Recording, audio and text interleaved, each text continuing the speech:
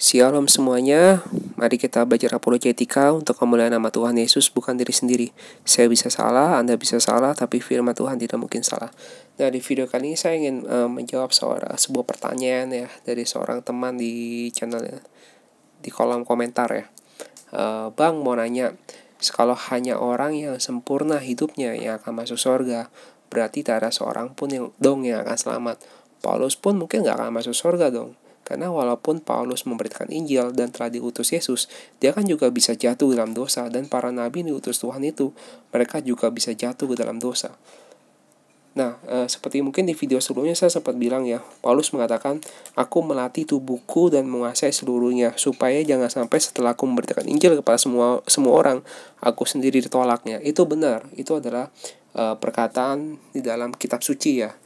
Nah, pertanyaan ini yang saya ajukan ke abang, yang pernah bilang kita harus takut akan penghukuman. Tapi jangan sampai salah paham ya, memang orang yang berdosa pasti akan dihukum. Tapi bukannya kita yang telah ditebus. Tapi menurut saya sih, orang yang percaya Yesus, yang masih berdosa dan masuk dalam neraka adalah orang yang mempermainkan keselamatan. Jadi maksud teman kita ini adalah, yang tidak selamat adalah orang-orang yang mempermainkan keselamatan gitu. Nah, pertama kita sebelum saya masuk ke topik yang saya jawab di sini, saya akan coba buka ke satu ayat ya. Matius 5 ayat 20. Maka aku berkata kepadamu, jika hidup keagamaanmu tidak lebih benar daripada hidup keagamaan ahli-ahli Taurat dan orang-orang Farisi, sesungguhnya kamu tidak akan masuk ke dalam kerajaan sorga. Nah, mengapa Yesus mengatakan hal ini? Jika hidup kita tidak lebih benar, hidup keagamaan kita tidak lebih benar daripada ahli-ahli Taurat dan orang Farisi, kita tidak masuk dalam kerajaan sorga. Mengapa? Kalau kita buka ke Matius 23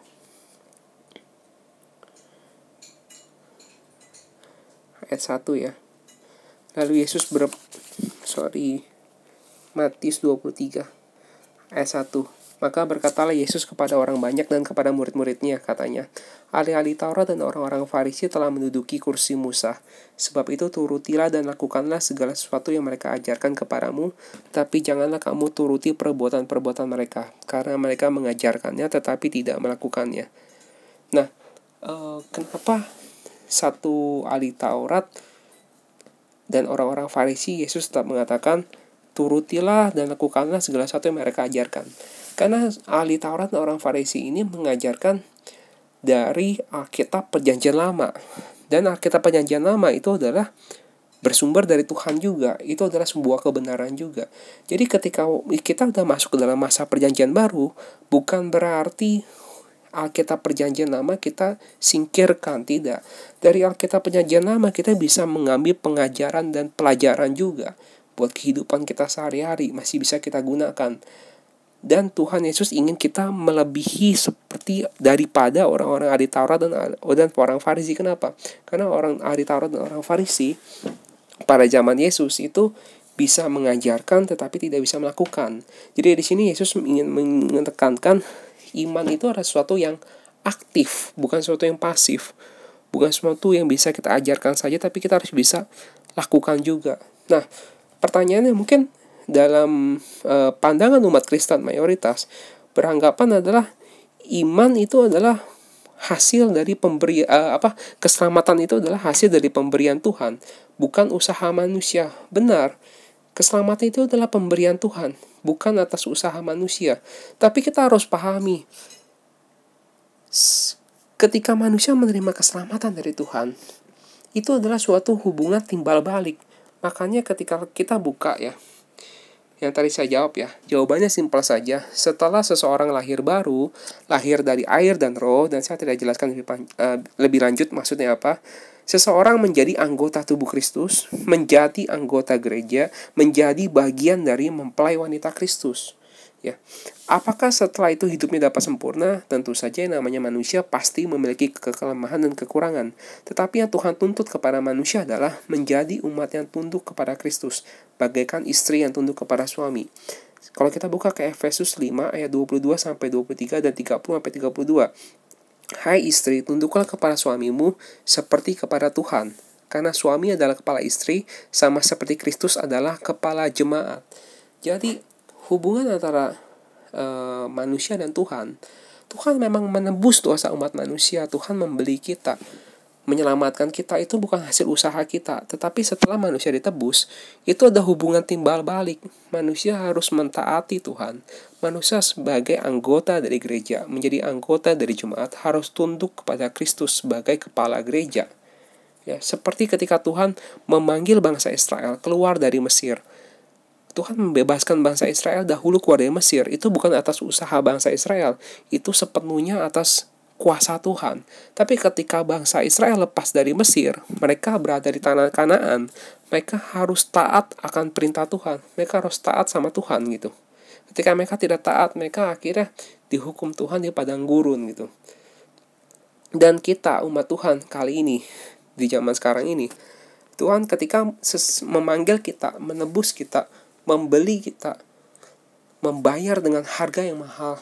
Setelah itu umat Tuhan harus hubungan timbal balik, menjadikan Kristus sebagai kepala, sebagai kepala gereja, sebagai pemimpin kita. Maka kalau kita buka ke 1 Korintus 6 ayat 20 ya. Sebab kamu telah dibeli dan harganya telah lunas dibayar. Karena itu muliakanlah Allah dengan tubuhmu. Kita dibeli dengan darah yang mahal. Setelah itu hubungan timbal balik adalah muliakanlah Allah dengan tubuhmu. Jadi hubungan manusia dengan Tuhan adalah hubungan timbal balik. Ya, penebusan dari Tuhan memang cuma-cuma. Tapi setelah kita ditebus, kita menjadi umatnya. Nah, kenapa digambarkan seperti suami dengan istri ya? Tadi Efesus 5 ayat 22 ya.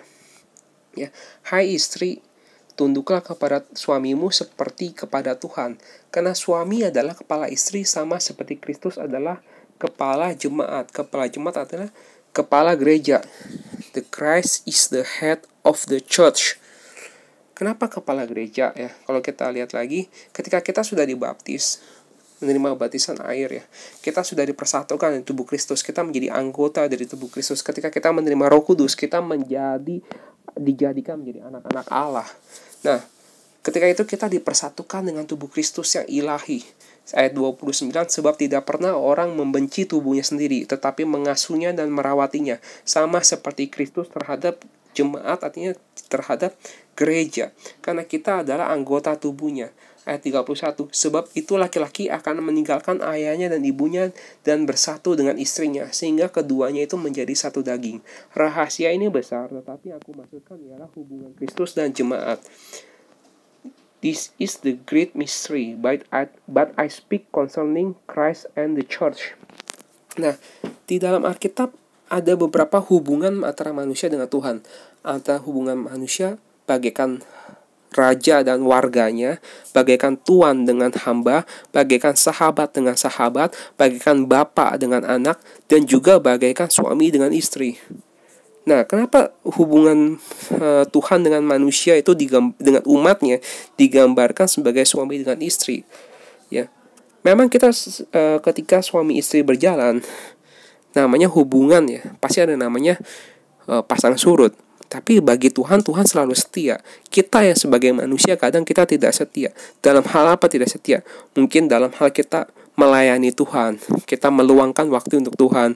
Kita kadang menggunakan waktu kita untuk kesenangan diri kita pribadi, untuk hobi-hobi kita pribadi. Bahkan ketika kita menjadi umat Tuhan, kita dituntut untuk patuh akan firman Tuhan. Tapi kadang-kadang kita hidup tidak patuh. Kita seringkali berbuat dosa, kita seringkali membenci sesama kita seringkali menyimpan rasa dengki, iri kepada orang lain. Nah, itu adalah ketika kita seringkali berbuat dosa. Nah, ketika berdosa kita menyadari kesalahan kita kembali lagi bertobat di hadapan Tuhan. Walaupun manusia berusaha untuk hidup kudus, tentu saja kita sadar sebagai manusia seringkali kita tetap tidak lepas dari namanya dosa. Kita harus menyadari hal itu. Tetapi kenapa digambarkan sebagai suami dengan istri? Kita harus bisa membedakan. Jangan sampai kita melakukan dosa yang benar-benar menyakitkan hati Tuhan. Kalau dikatakan suami dengan istri, kira-kira dosa apa yang bisa menyakitkan hati pasangan kita? Menyakiti hati Kristus. Perselingkuhan, perzinahan, Perzinahan apa? Perzinahan rohani. Ketika kita mencari Allah-Allah lain, kita mencari Tuhan-Tuhan lain, kita membuat berhala untuk disembah, itu menyakitkan hati Tuhan. Kita bisa melihat Alkitab Perjanjian Lama. Makanya tadi dibilang jangan sampai kita kehilangan sudut pandang Perjanjian Lama. Karena dari Perjanjian Lama Tuhan memberikan banyak pengajaran kepada kita. Dan kita lihat Perjanjian Lama, Tuhan murka sama umatnya karena umatnya berbuat serong, berzina dalam arti mencari dewa-dewa asing, mencari Allah-Allah lain, menyembah kepada Baal, menyembah kepada berhala, ya. Dan akhir Tuhan marah karena dikatakan Tuhan adalah Allah yang cemburu. Dan kalau kita buka ke 1 Korintus 10 ya, ayat 22 ya. Kalau kita buka dari ayat 21 dulu. Kamu tidak dapat minum dari cawan Tuhan dan juga dari cawan roh-roh jahat. Kamu tidak dapat mendapat bagian dalam perjamuan Tuhan dan juga dalam perjamuan roh-roh jahat. Di sini tentang ngomong makanan yang dipersembahkan kepada berhala ya. Atau maukah kita membangkitkan cemburu Tuhan? Apakah kita lebih kuat daripada Dia? Dari sini juga dari sudut Perjanjian baru pun Tuhan tidak ingin kita ada persekutuan dengan roh-roh jahat, dengan dewa-dewa asing. Ya, ketika kita benar-benar ikut Tuhan, tidak boleh ada Allah lain, tidak boleh ada Tuhan lain. Hanya ada Tuhan Yesus, Raja di atas segala raja, Tuhan di atas segala Tuhan. Nah, saya pernah dengar seorang pendeta bisa dibilang ya, dia seorang di YouTube yang ngomong ketika dia menginjili orang lain, terus orang itu percaya Yesus, menerima Yesus sebagai Tuhan dan Juru Selamat, tetapi orang itu dibiarkannya sembayang dengan agama lama dia.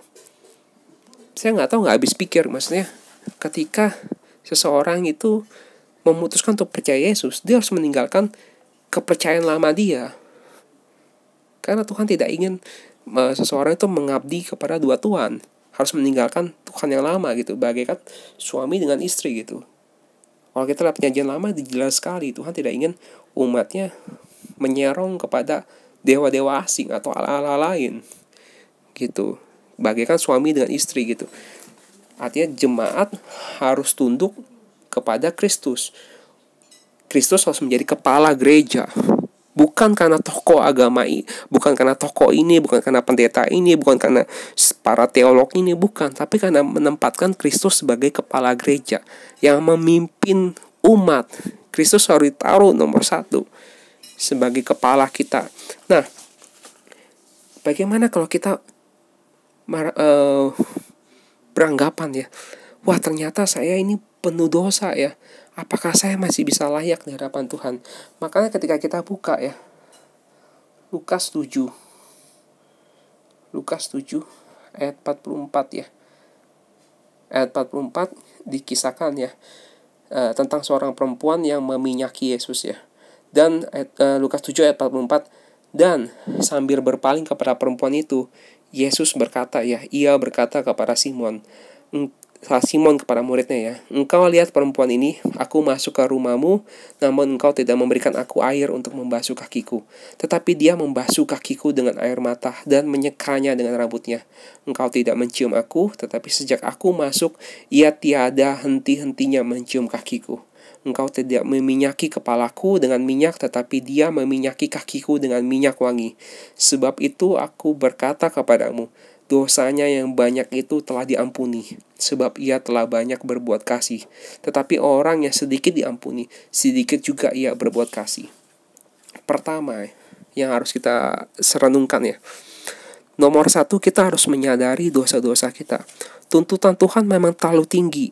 Jika orang dunia mengatakan, kasihilah sesamamu dan bencilah musuhmu, tetapi firman Tuhan berkata selangkah lebih maju, kasihilah sesamamu dan kasihilah musuhmu juga.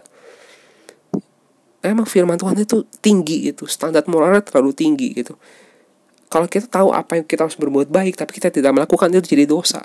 Memang standar Tuhan tuh tinggi, moralitas yang Tuhan taruh tuh tinggi. Ketika kita memandang seorang perempuan dan menginginkannya, itu udah berzina. itu tinggi standarnya. Tapi ketika kita menyadari ya kelemahan kita, kekurangan kita, keegoisan kita, kita menyadari dosa-dosa kita, asal jangan dosa yang tadi ya, menyakitkan hati Tuhan itu tadi ya, yang kita mencari dewa-dewa asing, ala-ala lain, jangan sampai ke dosa yang itu. Juga jangan sampai kita menghujat Roh Kudus, juga dosa yang kekal, dosa yang mematikan. Kita diingatkan akan dosa-dosa kita, akan kelemahan-kelemahan kita, kita bergumul dengan dosa-dosa kita. Justru itu bisa juga membawa kita menyadari, merenungkan kekurangan kita, dan kita mau bertobat, kita mau merendahkan hati kita, merendahkan diri kita di hadapan Tuhan, kita mohon ampun di hadapan Tuhan, dan kita belajar untuk mengkoreksi perlahan perilaku kita yang buruk. Dan kita melayani Tuhan, motivasi kita adalah kita menyadari kita adalah orang berdosa, bukan karena kita orang suci atau apa, bukan karena kita orang berdosa. Kita menyadari kelemahan-kelemahan kita, karena dosa-dosa kita sudah diampuni oleh Tuhan, dan kita tergerak untuk melayani Tuhan. Disitulah kita bisa merasakan kasih Tuhan yang dalam atas hidup kita. Ketika kita masih diberikan kesempatan untuk bertobat, kesempatan untuk dipulihkan kembali, kesempatan untuk dipakai olehnya. Disitulah kita merenungkan kasih Tuhan yang teramat besar atas hidup kita.